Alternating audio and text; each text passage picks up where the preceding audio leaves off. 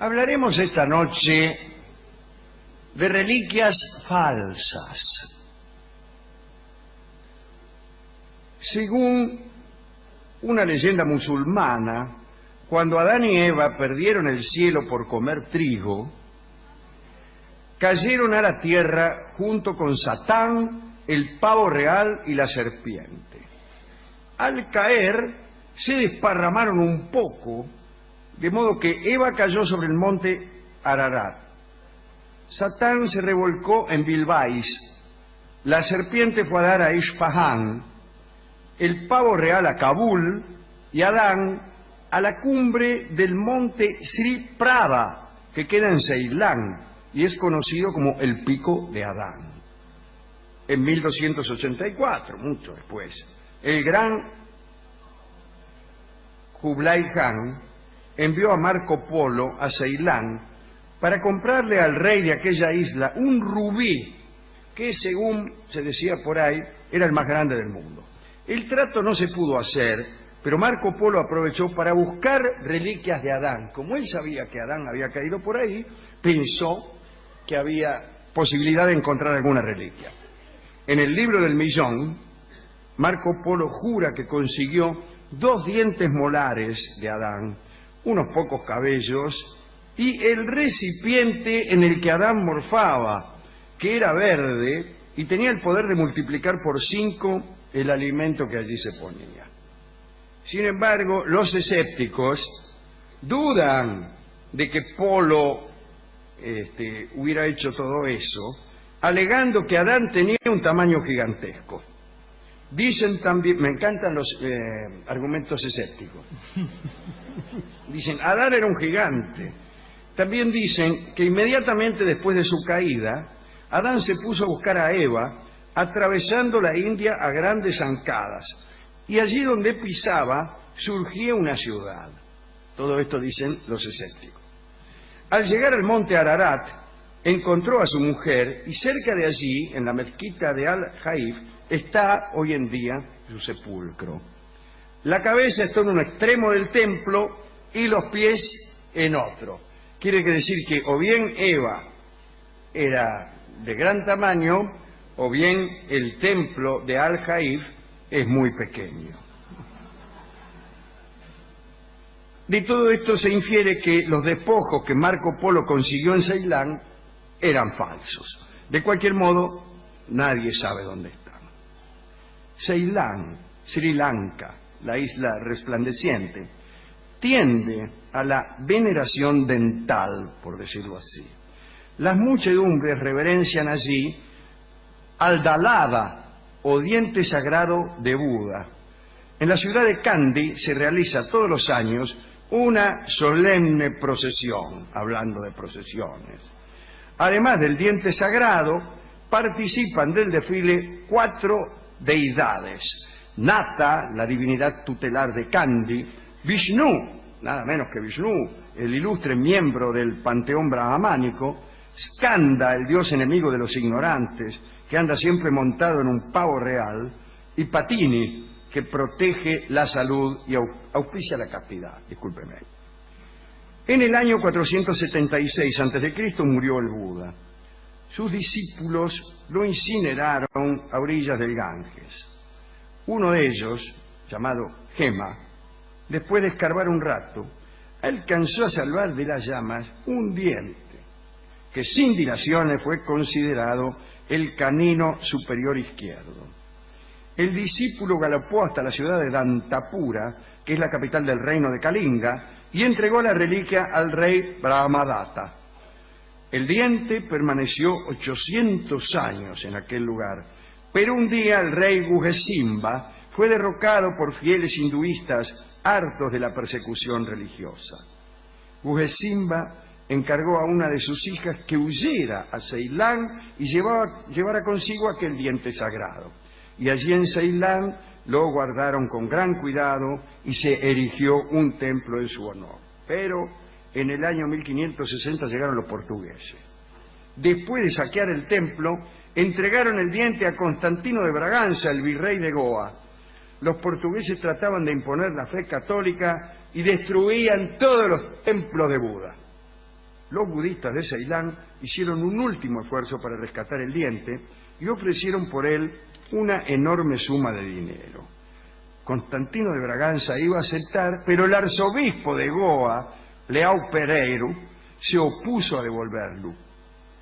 Adujo que aquel objeto hidrolátrico conduciría a aquellas pobres gentes a una inexorable condenación. Así que Pereiro y varios inquisidores pusieron el diente en un mortero, lo machacaron y arrojaron el polvillo al río. ¡Chao! Pero un funcionario inescrupuloso tuvo la idea de tomar un diente cualquiera, lo primero que se me hubiera ocurrido a mí, de tomar un diente cualquiera y vendérselo al rey de Ceilán. Y los budistas dieron la reliquia por buena y la llevaron a Kandy. En 1815 llegaron los ingleses, secuestraron el diente falso y le pusieron guardia armada. En mayo de 1828 fue sacado por primera vez en procesión y desde entonces cada año se repite la marcha. Un elefante entre los muchos que desfilan lleva sobre su lomo la carandúa, que es un recipiente dentro del cual va el diente sagrado. Como se ha dicho, este no es el diente verdadero, pero los fieles lo ignoran. Y para evitar que algo le suceda al falso diente, lo sustituyen por otro,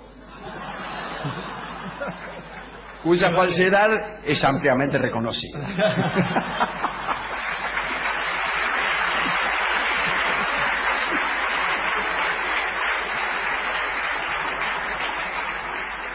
Ustedes saben, lo hemos dicho aquí en este programa muchas veces, que el rey San Luis IX, ¿no?, de Francia, era fanático de las reliquias.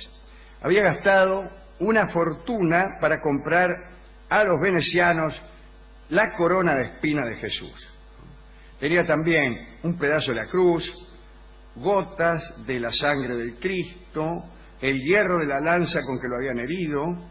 Muchos de aquellos objetos provenían del saqueo de Constantinopla, donde según parece se falsificaban las mejores reliquias. En una misma feria podían encontrarse 10 o más fémures del Salvador. Algunos catálogos hablan de las mantas que se usaban como pañales del niño Jesús, un pedazo de pan de la última cena, el velo de Verónica, la vara de Moisés y la mano del apóstol Santiago. Bueno, pero Luis tenía, aún en vida, reputación de santo. La gente se disputaba los objetos que habían estado en su proximidad, ¿cierto?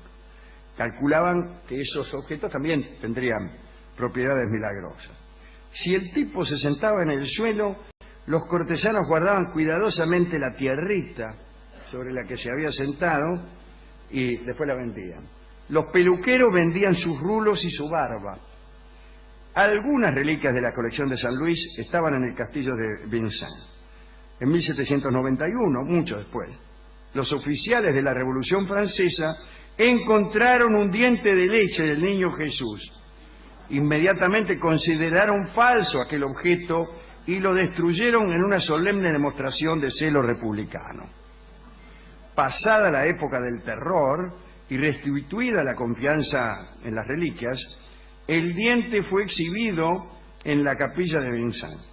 Algunos escépticos hicieron notar la incongruencia de esta exhibición, dada la previa aniquilación del diente.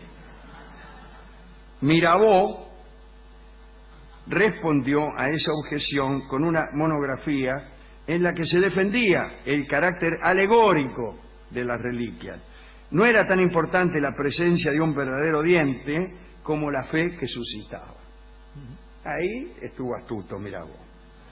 Después vino a saberse que aquel informe no había sido escrito por Mirabeau, y que se trataba de una falsificación posterior a su muerte.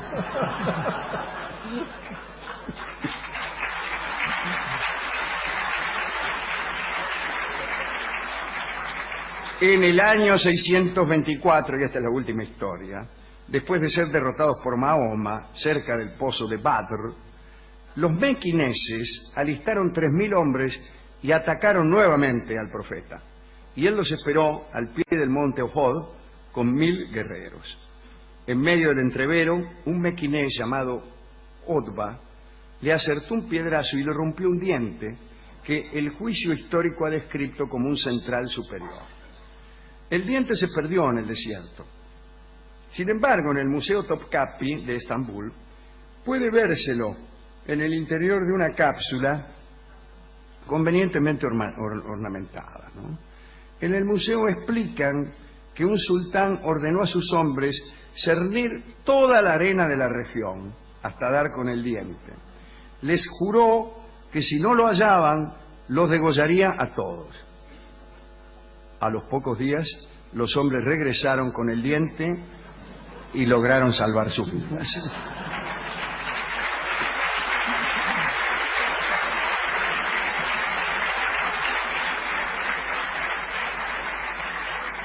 Hemos consultado en la discoteca de esta misma escuela y se nos ha dicho que la canción española Falsa Moneda evidentemente es una canción compuesta en atención a estas mismas circunstancias. No sé, no es muy claro. Hay aquí en San Nicolás una amplia colectividad española que certifica la veracidad de esta afirmación. Escuchemos entonces a Lolita Torres cantando para nosotros Falsa Moneda.